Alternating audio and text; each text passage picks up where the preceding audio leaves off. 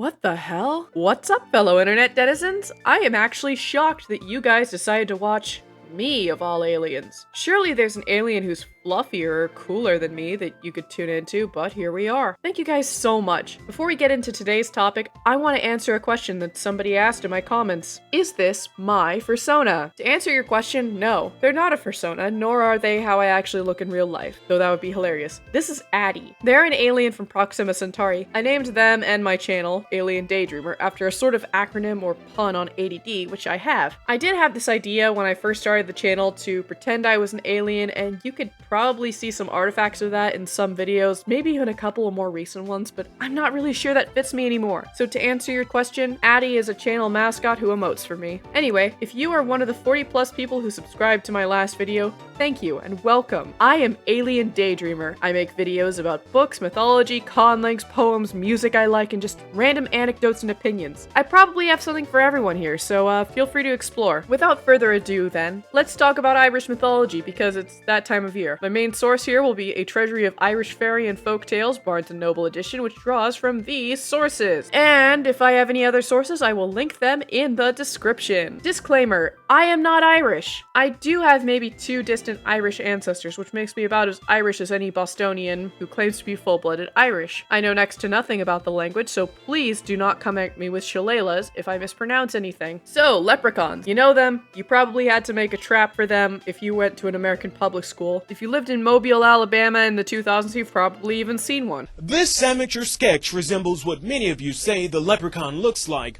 Others find it hard to believe and have come up with their own theories and explanations for the image. I think they're overrated. Well, except the Mobile leprechaun. He's awesome. Let's talk about Irish fairies. Most are classed as people of the mound, but some are kind of their own thing, or solitary fairies like leprechauns. We don't actually know if they're fairies or minor gods, because when the Irish were converted to Catholicism, all of their lore was turned into Catholic lore and made monotheism friendly, much like Norse and Slavic mythologies. Saint Bridget, for instance, might have been a goddess that was retconned into being a nun, but we don't really know because her history is muddled and the Irish didn't really write stuff down at the time. This is also why Beowulf has so many random tangents about Cain, as it was written by monks who wanted to convert Anglo-Saxons. Anyway, leprechauns are a type of fairy, which may or may not be a class of minor gods. You got it? Good. Well, leprechauns, or in Irish, one of these spellings, are small bearded men who dress in shabby leather aprons, make shoes, and trick people who want their gold. According to William Butler Yeats, most normal fairies wear green, whereas leprechauns wear red coats, so you guys already have that wrong. They play tricks, like dragging people out to sea when they sleep, and if caught, they will grant you 3 wishes, according to the saga of Fergus MacLeody. There's actually a subset of these called chloricons. Chloricons are a better representative of the American idea of St. Patrick's Day, in my opinion. They steal your alcohol and play very mean pranks on those who find their cellars mysteriously empty. Sounds like your average frat boy, to be honest. They have the stature of preteens, but otherwise look like adult men, according to T. Crofton Croker's short story The Turf Cutters. They don't really do much in the luck department, though they do have a coin purse that always has money no matter how much is taken out. They can also turn grass into horses for some reason. So let's talk about some other Irish fairies and compare and contrast them. Now, marrows are interesting. If you play D&D, you've probably encountered one. I used to think that marrows were male mermaids, but from everything that I've seen, they're both genders. Although it is worth noting that marrow is the female form of the word, and there is no known male form. The female marrow are mermaids with webbed hands, green hair, and green scales, while the males are kind of gross looking with pig eyes, green teeth, 2 scaly legs, and a stumpy fin tail. Females can turn into humans, while males turn into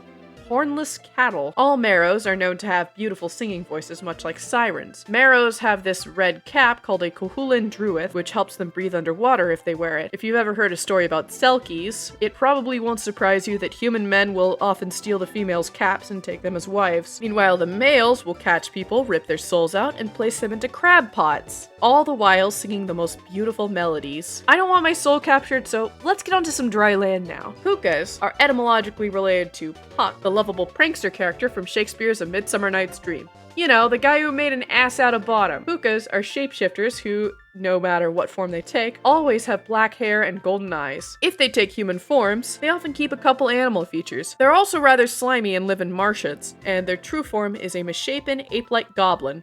In The Crook and Back by T. Croft and Croker, they like to turn invisible and hang onto people's backs and get heavier and heavier, but can be repelled by crossing yourself thrice. Often they take the form of a horse, and if anybody tries to mount them, they will either buck them or run them off a cliff. This reminds me of the Manx Gleisteen and the Scottish Kelpie, but unlike those, it never drags its riders into water. Speaking of things that can allegedly kill, you've probably heard of banshees, the screaming women in white who can kill you with their voice. Most of that is true, except for the part where they kill with their voices, but this really varies depending on which region of Ireland you're getting your stories from. Banshee are Eoside, or people of the mounds, which puts them closer to classical fairies and possibly gods than leprechauns. At this point, I realize that Aes Sedai from Wheel of Time might actually be a pun on Eoside, but I'm getting sidetracked. Banshee cries are known as keening, which was a widely practiced funeral ritual in Ireland. Typically, banshees associate with older Irish families, often descended from the mythical Milesians, or one of the first people groups to allegedly settle Ireland, according to the Book of Invasion. Banshees are typically lean women with flowing red hair and a misty white gown. According to The Banshee of the O'Briens by Patrick Kennedy, banshees look like they are made of dense air. Their keening actually signifies, in most stories I can find, that there will be a death in the family soon. Now, banshees are closely linked to doulahans, or spirits who take the dead off to the afterlife. Doulahans are headless horsemen who often drive coaches for the dead. If one of these knocks on your door and you answer,